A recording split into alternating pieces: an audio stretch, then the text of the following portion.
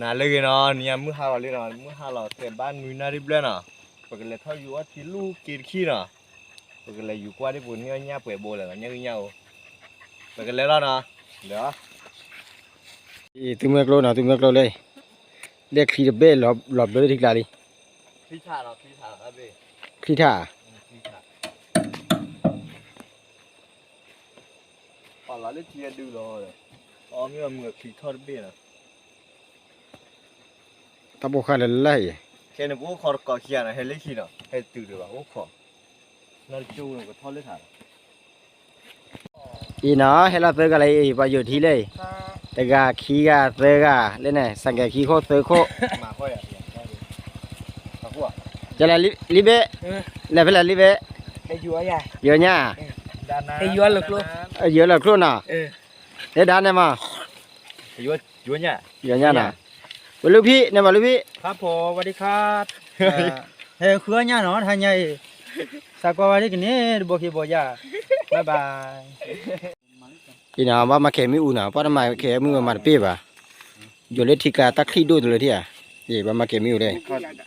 ข้ามือเลยคบขี้บวยเลยแล้วคนบวยเนี่ยเป็นอะไรสิการกันเลยประโยชน์ที่กาตักลูกพี่ก็รอจานนะร้อยกิโลตันเนาะบอกขี้บวยโอเคบ้าเลยเนี่ยจะลอตตี้เลยโอ้ขอกว่าแล้วให้เดียวแล้วเนาะเอาไว้คลิปเลยคลอดเลยวิดีโอมีบ้าปุ๊บเลยเยอะเนี่ยเกทอดเลยเนาะแต่กาว่าขยันโอ้ยยังบุกเวนเลยนะบุขับบ้านน้ำบัวมาเนี่ยเนี่ยบุเลยบ้านเลยเดบนเนี่ย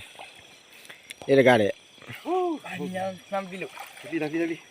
ว่าไงลิเบ้ได้กี่ตัวครับหมดเนี่ยบุไม่ได้สักตัวเนี่ยบุเลยเลยปีเดียวกันนี่เนี่ยเดบนเนาะ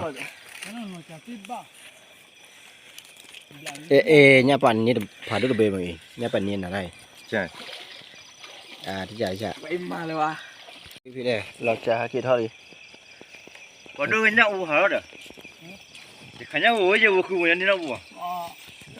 บ้านน้องบุได้ไหมลิเบ้โอ้ไม่ได้สักตัวเลยตะโกคนนี้ครับผมไอ้ที่ดูตัวอย่างเดี๋ยวดิอีเล่นนะลิเบ้นี่เนี่ยเบ้เนี่ยมันเดี๋ยวลิเบ้พูดชื่อหรอเนี่ยพูดชื่อบ้านมีป่ะเนี่ยอ๋อแต่ปลีกว่าได้เว้ยจะนั่นน้อยเชี่ยมันนี่เนี่ยที่เชี่ยเนี่ยเดี๋ยวกูจะกวาดเตอร์กันเลยเดี๋ยวมาเก็บมีผ่าด้วยเนี่ยอีเล่นเนี่ยผ่าด้วยไปเลยปลีว่ะกิโลเบลแต่ก็เป็นกิโลเบลเลยกิโลขี้ยินอะไรไปอยู่เนี่ยก็ใช่เลยว่าอยู่แล้วนะมั่จะต่อแล้วแต่ชุกเหรอไปดีกว่าคันนี้เลยเดี๋ยวฮักกี้ทอดกะลีฮักกี้ทอดกะลีกว่าเล่นเนื้อยังไงมาจะเนี่ยเนี่ยคนเบี้ยได้เนื้อเนี่ยเลือบวยลูละเปียสิพี่ไปเลยนี่เราเบี้ยเลยว้าวเนี่ยเนี่ยอุ่นรูปบวยเนี่ยอุ่นเลยแล้วไงตาเบงเนี่ยบื้อเนี่ยอุ่นหน่อยเสียรูปละเนี่ยอุ่นเลยเลย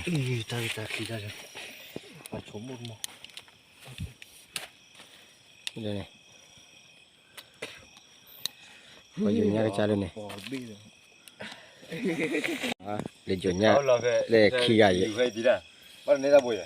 เนี่ยอาร์ตโบขี้โบเลยข้าราชการมาแล้วกันนี่เดียวไฟตีได้อยู่เลยอยู่เลยเล่นเนี่ยอุ่นโบมันปลีกว่ะมาแล้วกันดีไก่ตั้งวิดีโอข่าวต่อเธอได้ก่อนเล่นก่อนเล่นเนี่ยอุ่นหน่อยนะไงอยู่เลยจะดีวะนี่เลยนะเนี่ยรอดูเลยเนี่ยโอเนี่ยปันนี่ที่ขันหนึ่งตรอว่าอะไรเนี่ยหัวตรอว่าอะไรตรอโบเลยขับตรอว่าขับโบเลยว่าจะดูอะไรตัวหูน้อยได้พอขันเนี่ยหัวเล่นเลยแต่กาเคียเสือเลือยแยกกับคือนะ